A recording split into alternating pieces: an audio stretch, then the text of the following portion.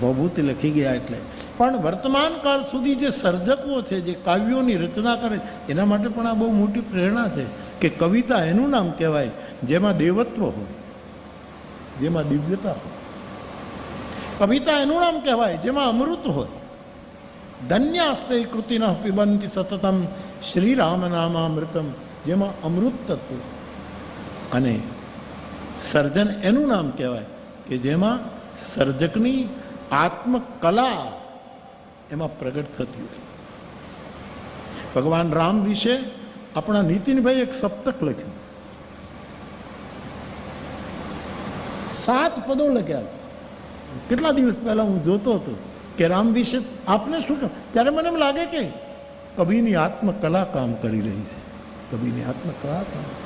7 પદો, સપ્તક આખું રામ.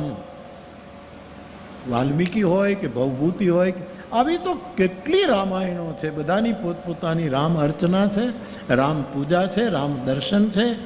એવા રામચરિતમાનસ 100 કરોડ રામાયણમાંથી શિવજીએ 2 અક્ષરનું નામ પકડ્યું છે, રામ. આખા રામચરિતમાનસનો સાર એ 2 અક્ષર છે. પરંતુ એ સાર સુધી પહોંચવા માટે મારે તમારે ઘી પ્રાપ્ત કરવા માટે જેમ ગાય પાળવી પડે, ગાયને ચારો નાખવો પડે, ગાયને આપણે દૂધ પ્રાપ્ત કરવા માટે વાછરડું જોઈએ. વાછરડું જ્યારે પછી વાત્સલ્ય ફૂટે ને આપણું બોઘરું ગાય ભરી દે, પછી એ દહીં એને જમાવવું પડે, પછી એ દહીંનું મંથન થાય, પછી એમાંથી માખણ નીકળે, માખણ ચૂલે ચડે અને એમાંથી ઘી જ, અને ઘીમાંથી કીટું કાઢી નાખવું પડે ને પછી શુદ્ધ ઘી એનો સાર છે. એમ 100 કોટી રામાયણનો સાર છે. પરમાત્માનું મંગલમય નામ રામ, એ રામકથા એનો સાર છે એવું તુલસીદાસજી લખે છે.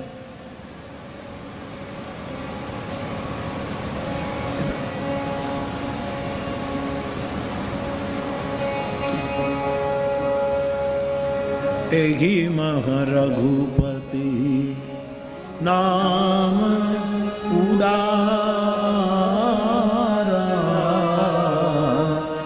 અતિ પાવન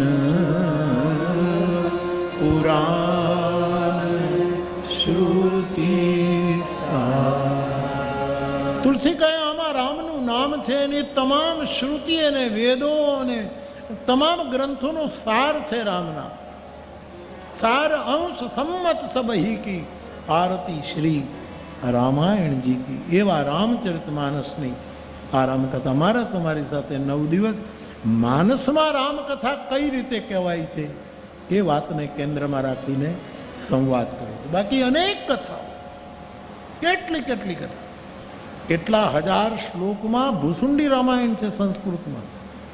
આટલા બધા શ્લોકો. આપણે જે ભૂસુંડી રામાયણ એ તો માનસ અંતર્ગત એ સાર રૂપ છે. બાકી ભૂસુંડી રામાયણ એક બહુ જ મોટો સંસ્કૃતમાં બૃહદ ગ્રંથ છે. એમાં રામના ક્યાંક કાંડ શબ્દ છે, ક્યાંક યોગ શબ્દ છે, ક્યાંક વિભાગના જુદા જુદા. પણ માનસની અંદર રામકથા 27 વખત શબ્દ જ્યારે પ્રયોગ થયો છે ત્યારે એ રામકથાનું રૂપ કેવું છે. આ ભૂમિને રણછોડદાસજી બાપુએ પણ ધન્ય કરી. બાપુ પધાર. અને આજ પણ એમનું રામજી મંદિર આ ભૂમિની દિવ્યતાનું સાક્ષી છે. તો રામાયણ પણ અહીંયા ધરબાયેલી વસ્તુ છે. તો માનસના આધારે રામકથાનું ગાયન આપણે 9 દિવસ એનો સંવાદ કરીશું, સાથે મળીને વાતો કરીશું.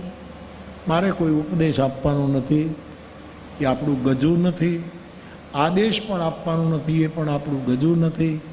અમારી સાધુ પરંપરામાં જે સંદેશ ઉતર્યો છે એ સંદેશ એક ડાક્યા બનીને તમારા હૃદય સુધી પહોંચાડવા માટે આ આખું ઉપક્રમ છે. કથા માટે જ કથા છે. એવા હેતુ સાથે આપણે આગળ વધીએ. ત્યારે રામકથાનું મહાત્મય ગાવું પડે એવું અમારી કથાનું નિયમ કે પહેલે દિવસે વક્તા હોય એ મહિમાનું ગાન કરે, માતમ એનું ગાય કે આ કથા શું છે. તો રામચરિતમાનસનો અપાર મહિમા છે. અને આજે તો ઘર ઘરમાં જ નહીં પણ ઘટ ઘટ સુધી પહોંચે છે.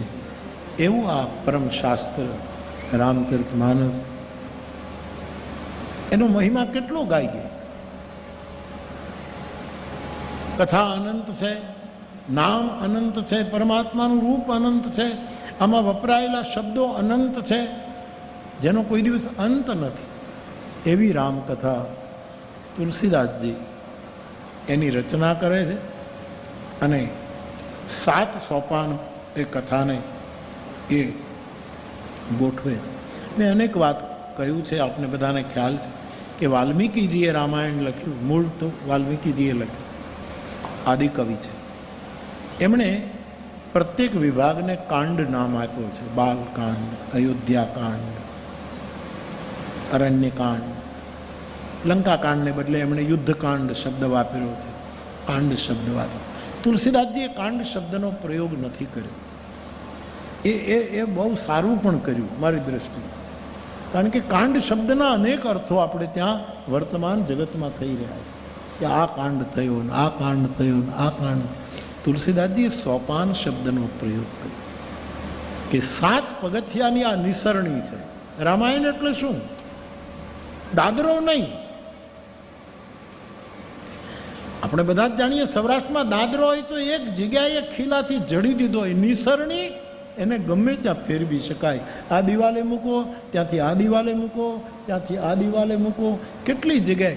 એમ રામકથા એટલી સ્થિતિ સ્થાપક રામચરિતમાનસ એક નિસરણી છે, જે ગમે ત્યાં એને આપણે રાખી શકીએ છીએ, એની આરાધના કરી શકીએ. તો રામકથા તુલસીકૃત રામચરિતમાનસ એના 7 સોપાન છે. પછી વાલ્મીકીજીનો શબ્દ આપણે બોલવા ટેવાયેલા છીએ, એટલે પ્રથમ સોપાન બાલકાંડ, દ્વિતીય સોપાન એવું આપણે બોલીએ છીએ, એ બરાબર છે. તો 7 ભાગમાં આખી રામકથા. 100 કરોડ રામાયણ સુધી તો આપણે ન પહોંચાય, પણ હું 100 રામાયણ સુધી તો જરૂર તમને લઈ જઈ શકું. આટલા વર્ષે ગાયા પછી 100 પ્રકારના રામાયણ સુધી તમને સંદર્ભો મારા ગુરુની કૃપાથી આપી શકું. એક રામાયણમાં તો કાંડ નામ નથી, સોપાન નથી. પૂર્વ કથા, પશ્ચિમ કથા, ઉત્તર કથા, દક્ષિણ કથા, એમાં આખી રામાયણ પૂરી થઈ ગઈ. વળી કોઈ જગ્યાએ યોગ શબ્દ વાપર્યો, જેમ ગીતા યોગ શબ્દ વાપરે છે, વિષાદ યોગ, સાંખ્ય યોગ, કર્મયોગ, ફલા ફલા ફલા, એમ તુલસીના આ સોપાનને યોગ શબ્દથી પણ શણગાર્યો છે. આમાં વિવિધ રૂપ છે. 100 કરોડે તો આપણાથી પહોંચાય નહીં, અને એ તો આપણે પહોંચીએ ને પેલા દેવતાઓ લઈ ગયા, રાક્ષસો લઈ ગયા, આપણા બધા આદિ માણસો એ બધા ઉપાડી ગયા. મારે ભાગત ખાલી રામ નામ જ રહ્યું છે, અને હું જે કંઈ કહીશ એ મારા ગુરુ કૃપાથી રામ નામનો જ વિસ્તાર હશે. બાકી આપણું ગજું નથી આમાં પહોંચવા, કારણ કે તુલસી કહે છે હરિ અનંત હરિ કથા અનંત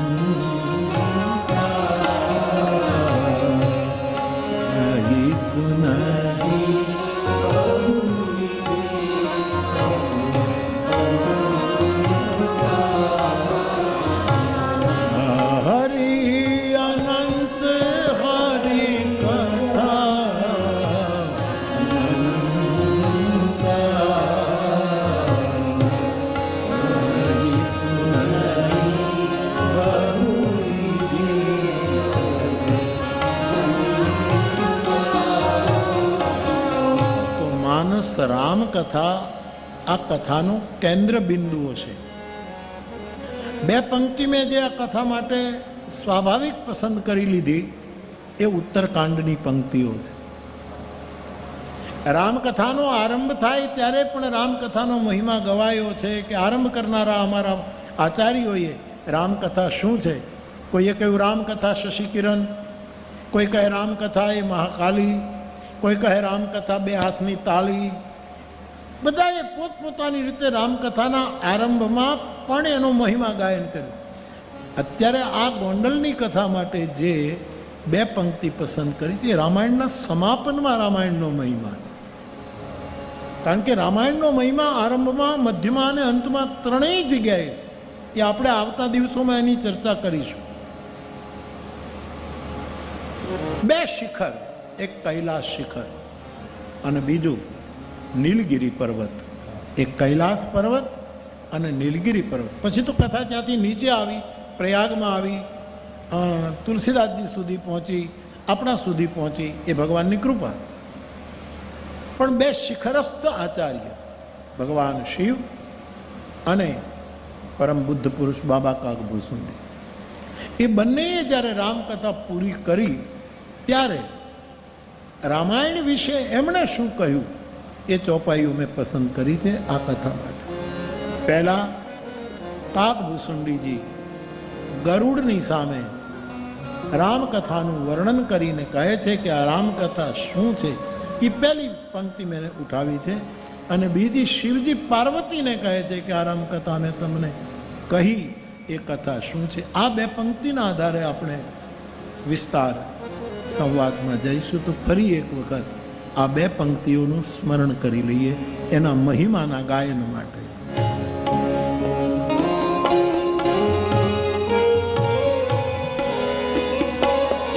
ઉત્તરકાંડની પંક્તિઓ છે, છેલ્લે ત્યાંની છેલ્લા સોપાનમાં કાગભૂષુંડીજી કહે છે, ખગપતિ રામ કથા મેં બર ખગપતિ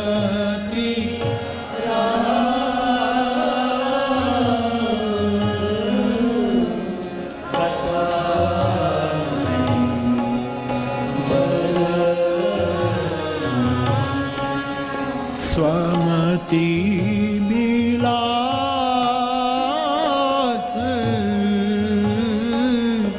ત્રાસ દુઃખ ભરની સ્વમતિ બિલાસ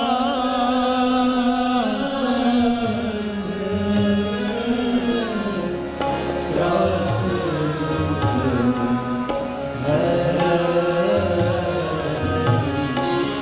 રામ કથા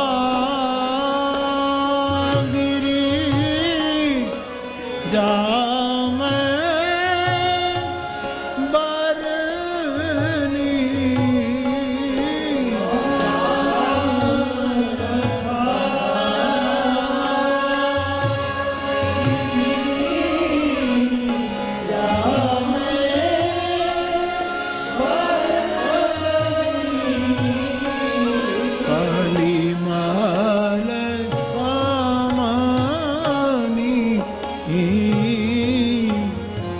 મનો